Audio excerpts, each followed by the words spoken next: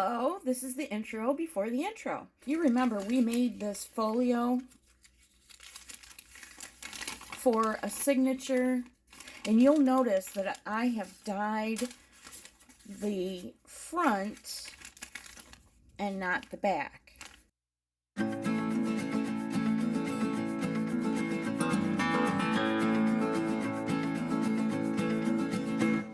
Good morning, it's Sunday morning, March 1st, 2020, and today we're going to talk about paper conservation and why I don't tea dye. This topic spans both our previous video on Abandon Explore and also our paper alteration when we made the hipster PDA. For our setup, we're going to go out onto the web and we're going to go to the Library of Congress. If you're going to find out about paper conservation, no better place than the Library of Congress or a museum. We're not going to read this whole article. It's about a 5-minute read, and it talks about paper conservation, what factors, environmental and in paper conservation, that promote good durability, and what environmental factors and paper composition factors do not promote good durability. Factors that promote paper deterioration. So since paper used to be made out of shredded rags primarily, it had long fibers. And if you know anything about fiber arts, the longer your fibers are, the more they will wind and twist together and promote a good durable product. So one of the key factors is the conditions under which paper is stored. If it's stored in a dry environment, then it is less susceptible to mold and mildew. But if it's stored in a wet environment or a moist environment, then it's going to deteriorate faster from those exact factors. There's also acids, and this is the key point of our discussion today about paper alteration and about paper conservation.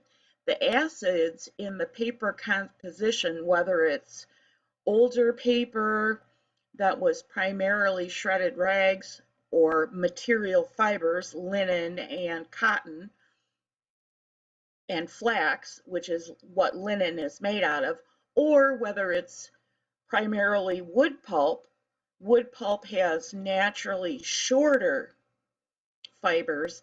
Either way, the acids contained in either the manufacturing process or the alteration process affect the longevity of your paper.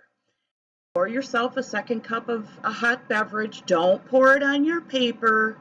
And let's talk about the right way to stain and dye paper. For this segment, we're going to look at one company who makes inks and dyes and stamping pads, and you already know this company. It's Ranger.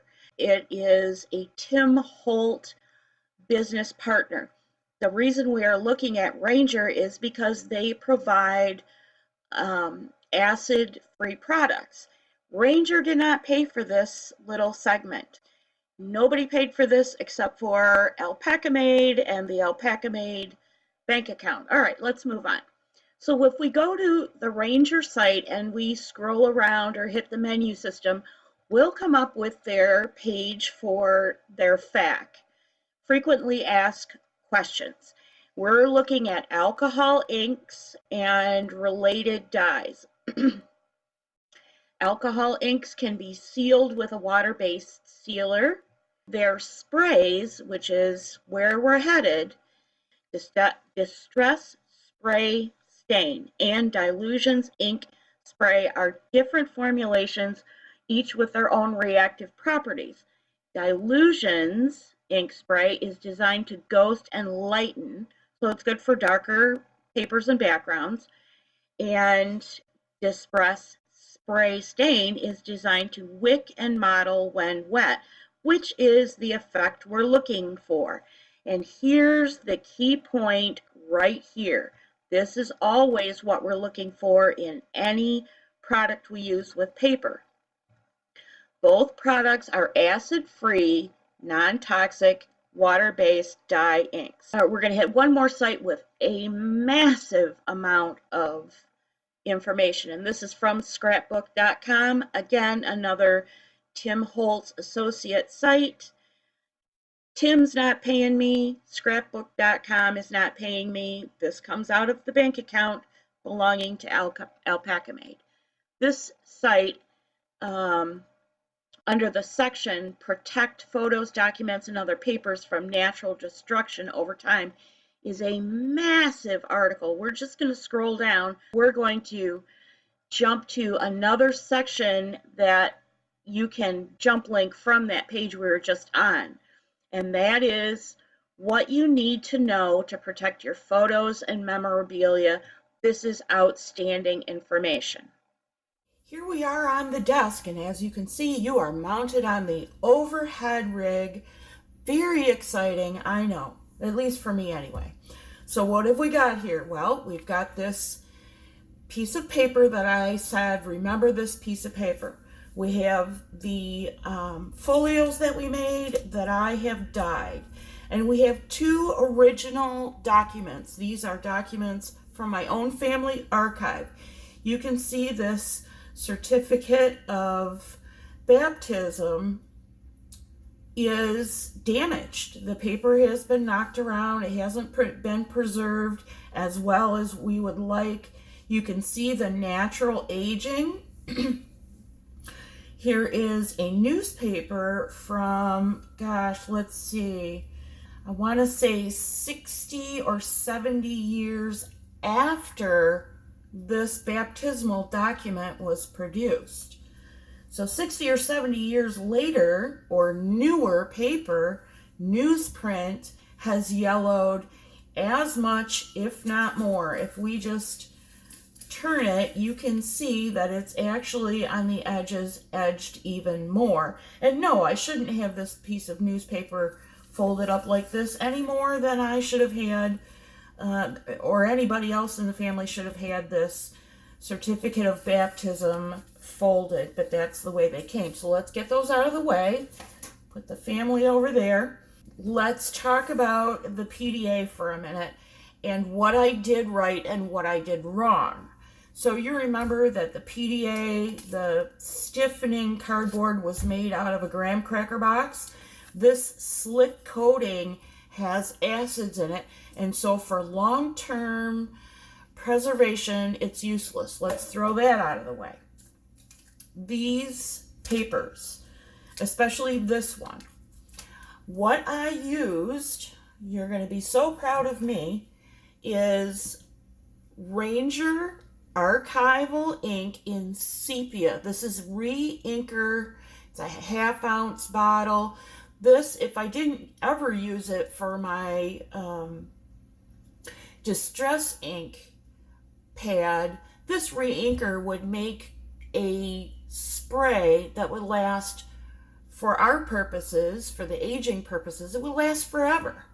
All right, good for me.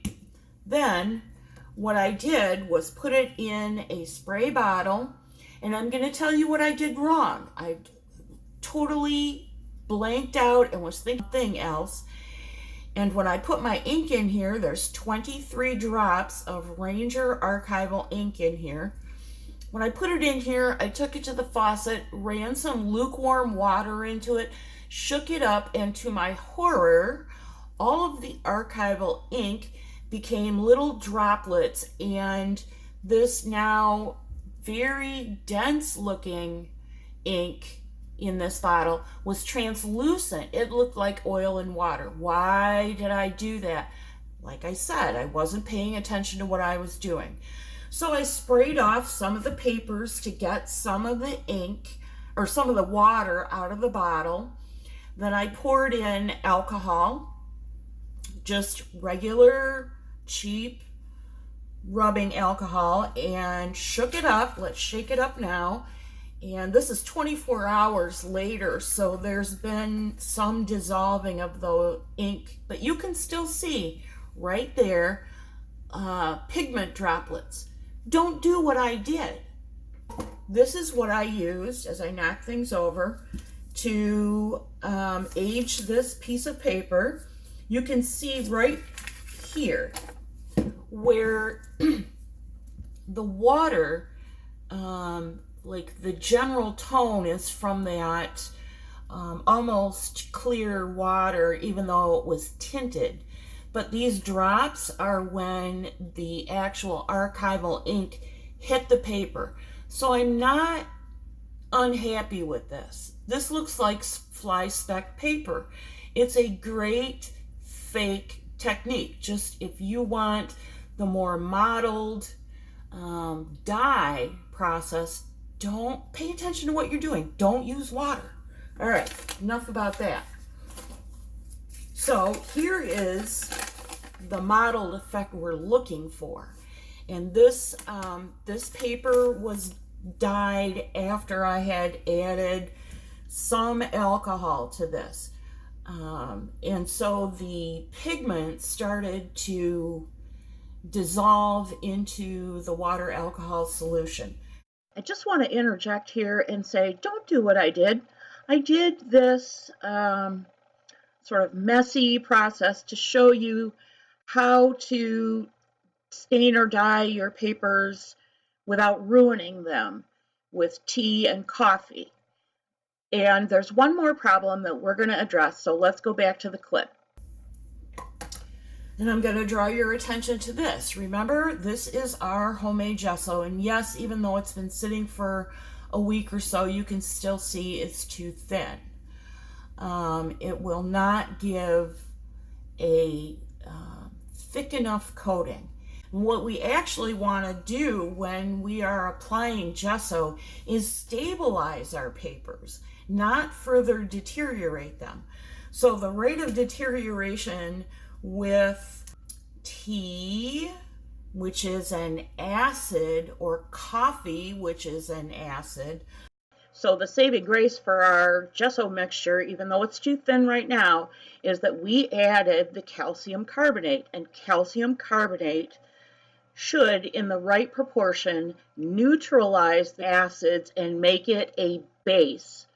Base is pH 7. Anything under pH 7 is starting towards the acid end. Anything above pH 7 is alkaline and it's fine. So pH 7 and above, you can buy some cheap testing strips for paper and solutions to find out what your pH is. So for my abandoned explorer friends, when you are in a house or a school or wherever, and you come across yellowing and aged paper, or paper that's deteriorating, you now know a little bit about what might have caused it. And if there are bird droppings and rodent droppings and that kind of stuff, then you can be sure that there is also urine, and that urine adds to the acidity and deteriorates the paper products. In combination with acid rain and acid-based moisture. So please close the books when you've looked at them to try and find the information. That will help protect the information inside. I hope that both of my groups of friends have found this interesting and informative, and you can take away some good tips on both paper construction and preservation, as well as what to do when you're out exploring if you're one of my explorer friends. I'd like to give a shout out to 4 or 5 new subscribers on 2 channels across 3 platforms. Thank you so much. I appreciate you very much. Leave comments. If you don't leave comments, I don't know what your questions and concerns are, and I don't know what you're interested in. Until I see you again, I hope that you are enjoying your day and that you have an adventure planned or a project planned, and maybe I'll see you out on the road.